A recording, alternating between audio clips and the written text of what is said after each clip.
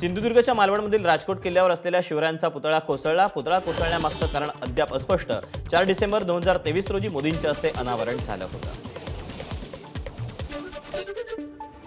दुर्दैवी अपघाताच्या कारणाचा त्वरित तपास करण्यासाठी राज्य सरकार आणि संबंधित तज्ञांचा नौदलाकडून पथक नियुक्त। लवकरात लवकर पुतळा दुरुस्ती, पुनर्स्थापना आणि पुनर्स्थापित करण्यासाठी नौदलाची पावलं। शिवरायांचा पुतळा कोसळणं दुर्दैवी। पुतळा नौदलानं उभारला होता। मुख्यमंत्री एकनाथ शिंदेंची माहिती। नौदलाचे अधिकारी राजकोट किल्ल्याला भेट देणार, शिंदेंची माहिती। मंत्री रवींद्र चव्हाण यांच्याकडून राजकोट किल्ल्यावर पाहणी। शिवरायांचा पुतळा कोसळल्यानंतर चव्हाणांकडून पाहणी। राजकोट किल्ल्यावर पुतळा उभारला, त्यांच्यावर सुमोटो दाखल करण्याचे मंत्री रवींद्र चव्हाणांचे आदेश। पुतळ्याच्या संपूर्ण कामाची आणि निगा राखण्याची जबाबदारी नौदलाची होती, चव्हाण यांची प्रतिक्रिया। सिंधुदुर्गच्या मालवणमधील पीडब्ल्यूडी कार्यालयाची आमदार वैभव नाईक यांच्याकडून तोडफोड। राजकोट किल्ल्यावरील शिवरायांचा पुतळा कोसळल्यानं संताप व्यक्त। छत्रपती शिवाजी महाराजांचा पुतळा कोसळला, याबद्दल मी दिलगिरी व्यक्त करतो। या संपूर्ण प्रकरणामध्ये संबंधितांवरती गुन्हे दाखल केलेले आहेत। सार्वजनिक बांधकाम मंत्री रवींद्र चव्हाण यांची माहिती। शिवरायांच्या पुतळ्यासंदर्भात केलेली हलगर्जी सहन केली जाणार नाही। तातडीनं यावर कारवाई करून येत्या 2 महिन्यात पुन्हा शिवरायांचा पुतळा बसवण्यात येईल, मंत्री रवींद्र चव्हाण यांचं स्पष्टीकरण। राजकोट किल्ल्यावरील शिवरायांचा पुतळा उभारण्याला प्राधान्य। पुतळा कोसळल्यानंतर मंत्री दीपक केसरकर यांची प्रतिक्रिया। छत्रपती शिवरायांचा पुतळा कोसळल्याची बातमी मनाला वेदना देणारी। 8 महिन्यांपूर्वी उभा केलेला पुतळा कोसळतोच कसा? महाराजांच्या नावानं मतं मागायची आणि मग टेंडर काढायचे, राज ठाकरेंची टीका। पंतप्रधानांच्या हस्ते उद्घाटन करण्यासाठी घाई गडबडीत उभारलेला पुतळा कोसळला। आता शास्त्रोक्त पद्धतीनं स्मारकाची पुनर्बांधणी करा।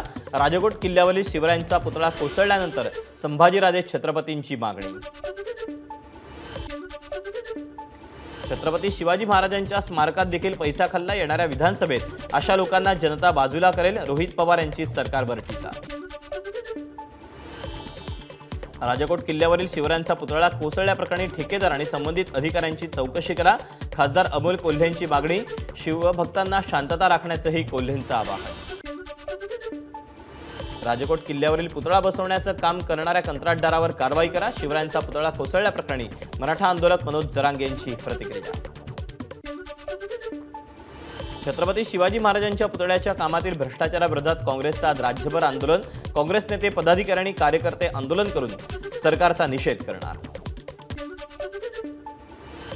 छत्रपती शिवाजी महाराजांचा पुतळा कोसळल्याच्या घटनेनंतर अहमदनगरमध्ये मराठा समाजाच्या वतीनं राज्य सरकारच्या विरोधात निदर्शनं, संबंधितांवर गुन्हे दाखल करण्याची निदर्शनावेळी मागणी। सिंधुदुर्गच्या मालवणमध्ये शिवरायांचा पुतळा कोसळल्यानंतर महाविकास आघाडी आक्रमक। कोल्हापूरच्या छत्रपती शिवाजी महाराजांच्या चौकात निदर्शनं, महायुती सरकारविरोधात जोरदार घोषणाबाजी। भाजप आणि मित्रपक्ष हे निवडणुका घ्यायला घाबरतात। विधानसभा निवडणुकीनंतर महाराष्ट्रात महाविकास आघाडीचं सरकार येणार, ही काळ्या दगडावरची पांढरी रेघ। अनिल देशमुखांकडून विश्वास व्यक्त। पक्षातून गेलेल्या अनेक नेत्यांची घरवापसीची शक्यता। थर्मामीटर लावून योग्य नेत्यांचीच पक्षात वापसी करू, अनिल देशमुख यांचं राष्ट्रवादी सोडून गेलेल्या नेत्यांबद्दल वक्तव्य। धर्मराव बाबा आत्राम यांच्या विरोधात आत्राम यांची कन्याच निवडणूक लढवणार असल्याचा माजी गृहमंत्री अनिल देशमुखांचा गौप्यस्फोट। याबाबत आत्राम यांच्या कन्येनं 3 वेळा शरद पवारांची भेट घेतल्याचीही माहिती। देशभरात पाळणा जोजवून कृष्ण जन्मोत्सव साजरा। मथुरा वृंदावनमध्ये भाविकांची अलोट गर्दी, तर आज सगळ्यांना दही काल्याचे वेध। दहीहंडीनिमित्त मुंबई ठाणे परिसरात लाखो रुपयांचं पारितोषिक असलेल्या दहीहंड्या फोडण्यासाठी गोविंदा पथकांमध्ये चुरस रंगणार, तर गोविंदांना तातडीनं वैद्यकीय उपचार मिळावेत यासाठी मुंबई प्रशासन सज्ज। दिल्लीतील इंदिरा गांधी स्टेडियमवर श्रीकृष्ण जन्माष्टमीच्या निमित्तानं दहीहंडी उत्सव। मथुरेमध्ये कृष्ण जन्माष्टमीनिमित्त कृष्ण जन्मभूमी मंदिर इथे दर्शन घेण्यासाठी भाविकांची गर्दी।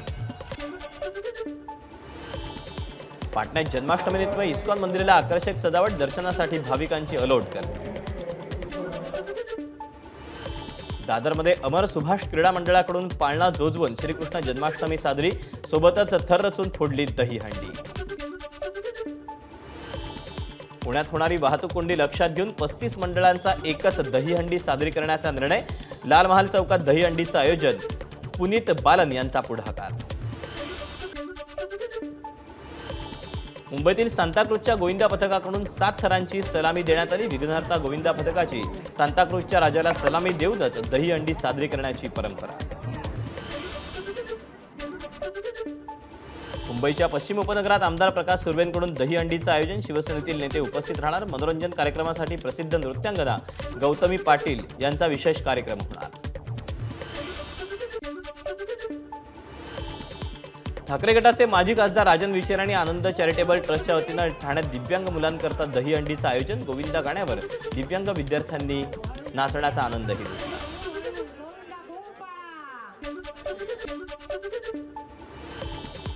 श्रीकृष्ण जन्माष्टमीनिमित्त भंडाऱ्यातील अनेक घरात श्रीकृष्णाची प्राणप्रतिष्ठा. मोठ्या भक्तिमय वातावरणात मातीच्या सुरेख मूर्तींपासून तयार केलेल्या श्रीकृष्णाच्या मूर्तीची स्थापना. यवतमाळमध्ये हाती घोडा पालखी जय कन्हैया लाल की गजर करून श्रीकृष्ण जन्मोत्सव साजरा. तर अंकुश बगमारे यांच्याकडे श्रीकृष्ण जन्मोत्सवानिमित्त आकर्षक देखावे.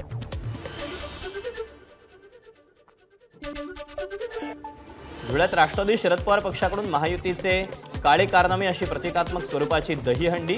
मवियाचं सरकार पाडून भाजपनं सामाजिक मर्यादांना तिलांजली दिल्याचाही आरोप. कृष्ण जन्माष्टमीच्या मुहूर्तावर अभिनेत्री शिल्पा शेट्टी जुहूच्या इस्कॉन मंदिरात पती राज कुंद्रा आणि कुटुंबियांसोबत भगवान कृष्णाचे आशीर्वाद घेतले.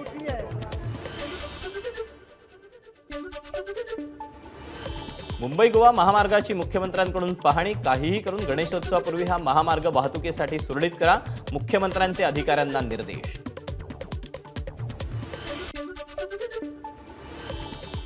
मुंबई गोवा महामार्गावर खड्डे गणेशोत्सवापूर्वी नवीन तंत्रज्ञानानं भरले जाणार. मुख्यमंत्र्यांची माहिती.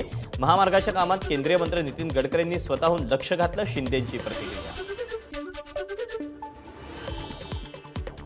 मुख्यमंत्र्यांकडून कशेडी बोगद्याची पाहणी. गणेशोत्सवापूर्वी दुसरा बोगदा तयार करण्याचा प्रयत्न. 2 टनेलमधून चाकरमान्यांना ये जा करण्यासाठी सोयीस्कर होईल. मुख्यमंत्र्यांची माहिती.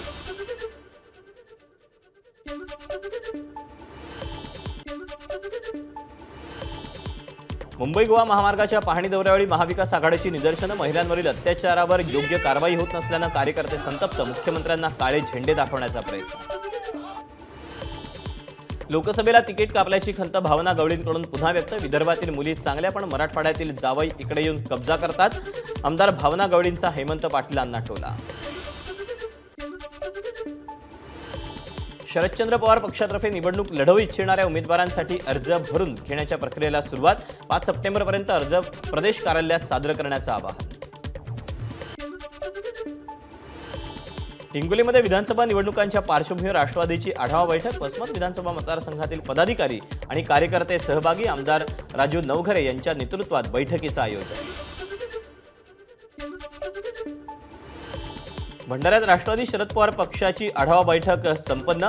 अनिल देशमुखांचे कार्यकर्त्यांना निवडणुकीच्या तयारीला लागण्याचे निर्देश. शेतकरी संघटनेचे अध्यक्ष नितीन कदम यांच्या कार्यालय आणि प्रतिष्ठानची तोडफोड होणार असल्याची पोलिसांना माहिती मिळाली होती.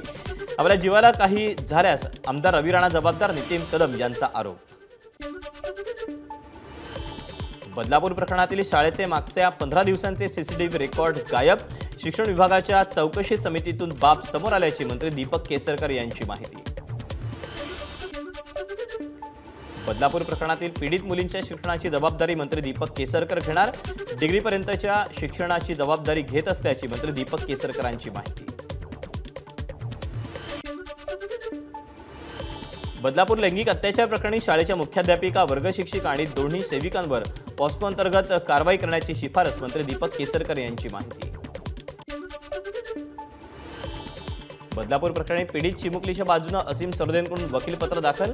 पोलिसांनी गुन्हा दाखल करण्यात घाई केली आणि अपुरी कलम लावल्याचा सरोदेंचा आरोप.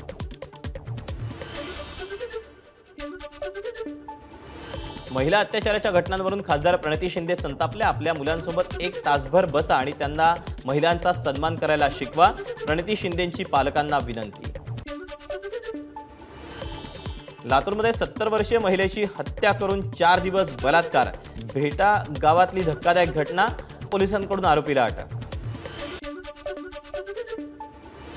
मुंबईच्या काळबादेवी परिसरात 30 फूट लांब भिंत कोसळून दुर्घटनेत दोघांचा मृत्यू तर एक जखमी.